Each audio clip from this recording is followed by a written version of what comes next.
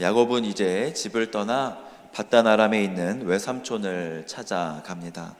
명분은 아내를 그곳에서 구하라는 아버지의 명령에 순종해서 올라가는 것이었지만 실상은 형을 피해 도망가는 길이었고요.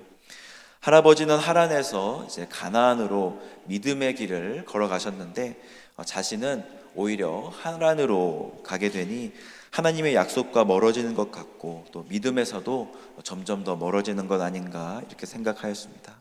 하나님 앞에서도 사람 앞에서도 그는 자격지심에 당당하지 못하고 그의 자존감은 낮아졌습니다. 아버지의 축복을 받고 집을 나섰다고는 해도 어머니는 자신이 보지 않는 곳에서 눈물을 훔쳤으며 앞으로 자신은 이제 무엇을 하며 살아야 하는지 그렇게 막막하였습니다. 그는 한 곳에 이릅니다. 11절 말씀 함께 보겠습니다.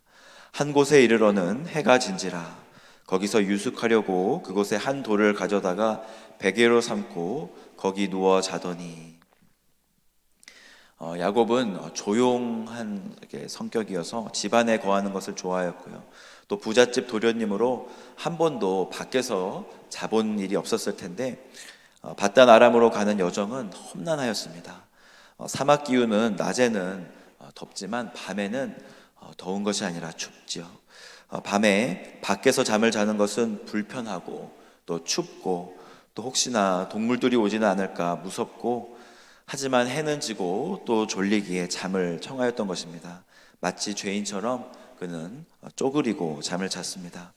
어쩌면 하나님께 감히 기도하지도 못했을지 모릅니다. 하나님의 뜻과는 반대의 길을 걸어간다고 생각했을 수 있으니까요. 속여서 아버지의 그런 축복을 차지하고 자기의 방법대로 살아왔던 인생인데 하나님이 그런 나와도 함께 하실까, 하나님이 축복하실까라고 그렇게 그는 생각하였던 것입니다. 그런데 그날 밤 놀라운 일이 일어납니다. 야곱의 꿈에 하나님이 나타나셔서 말씀하신 것이죠. 12절, 13절 말씀 함께 보겠습니다. 꿈에 본즉 사닥다리가 땅 위에 서 있는데 그 꼭대기가 하늘에 닿았고 또 본즉 하나님의 사자들이 그 위에서 오르락 내리락 하고 또 본즉 여호와께서 그 위에 서서 이르시되 나는 여호와니 너의 조부 아브라함의 하나님이요 이삭의 하나님이라. 내가 누워있는 땅을 내가 너와 네 자손에게 주리니. 사닥다리라고 번역된 이 술람은 성경 전체에 딱 한 번만 나온다고 하는데 야곱만이 특별하게 본 그러한 사닥다리였습니다. 사닥다리라고 이렇게 번역이 되어 있는데요. 학자들에 의하면 이 단어는 살랄이라는 동사에서 나온 단어라고 추정을 하고요. 이 살랄이라는 단어는 높이다, 쌓아 올리다라는 의미라고 합니다. 그러니까 야곱이 본 사닥다리는 현재 우리가 알고 있는 사다리의 모양일 수도 있지만 메소포타미아에 있었던 자굴랏의 형태일 수도 있다는 것이죠. 근동 지방의 자굴랏, 그러니까 피라미드 같이 생긴 자굴랏 혹은 성경의 바벨탑, 그리고 오늘 본문의 사닥다리는 동일한 것은 아니지만 하나님과 사람을 연결해주는 그런 매개체가 될 수 있는데요. 바벨탑의 경우에는 사람이 하늘과 맞닿으려고 이렇게 올라가서 자기의 이름을 내고 온 지면에 흩어짐을 면하려고 쌓은 탑이었습니다. 그런데 야곱의 사닥다리는 하늘의 사닥다리였습니다. 사람이 만든 것이 아니라 하나님이 만드셨고요. 사람의 이름이 드러나는 것이 아니라 하나님의 영광이 그 가운데 있었으며 온 지면에 흩어짐을 면하게 해주는 것이 아니라 흩어진 자들에게 나타나셔서 부르시는 그러한 사닥다리였습니다.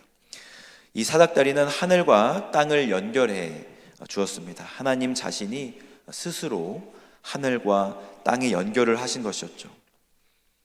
하나님의 사자는 이 사닥다리를 오르락 내리락 하였습니다. 그리고 13절은 보라라는 단어로 시작을 하는데 여호와께서 그 위에 서셔서 자신을 보라고 외치시는 것이죠. 여호와께서 그 위에 서서 이르시되 나는 여호와니 너의 조부 아브라함의 하나님이요 이삭의 하나님이라. 아버지 이삭은 하나님의 이름으로 야곱에게 축복을 해주었는데 그 축복의 주체이신 하나님이 이제 야곱에게 직접 나타나셔서 말씀하시는 것입니다. 하나님은 그에게 나타나셔서 아브라함과 이삭에게 하셨던 그 축복을 그에게도 하시는 것입니다. 세 가지의 축복이었습니다. 14절 말씀 함께 보겠습니다. 내 자손이 땅에 티끌같이 되어 내가 서쪽과 동쪽과 북쪽과 남쪽으로 퍼져나갈지며 땅의 모든 족속이 너와 내 자손으로 말미암아 복을 받으리라. 하나님은 13절 후반부에 그에게 땅을 주시겠다고 하셨고요, 또 자손의 축복을 주시겠다고 하셨으며 또 복을 주시리라 말씀하셨습니다. 가는 곳마다 복이 흘러가리라 말씀하신 것이죠. 그런데 지금 야곱의 현실은 너무나 비참합니다. 하나님의 축복과는 반대의 길을 걸어가는 것 같았습니다. 하지만 하나님은 야곱에게 나타나셔서 축복하시겠다고 이렇게 약속하신 것이었죠.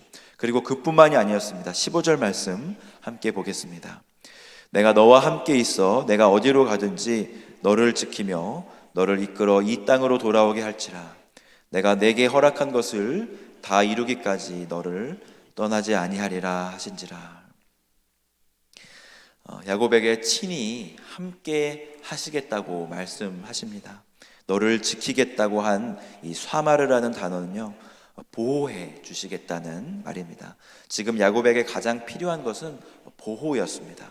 아무리 축복을 많이 해주신다고 약속을 해주셔도 일단 내가 죽으면 아무 소용이 없는 것이죠. 결혼을 하고 아이를 낳을 때까지만이라도 생명을 유지해 주셔야지 자녀의 축복을 받을 수 있으니까 말입니다.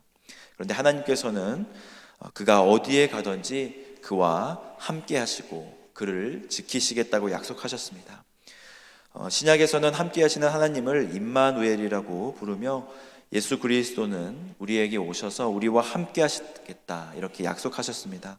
마태복음 1장 23절에 보면 보라 처녀가 잉태하여 아들을 낳을 것이요 그의 이름은 임마누엘이라 하리라 하셨으니 이를 번역한즉 하나님이 우리와 함께 계시다 함이라.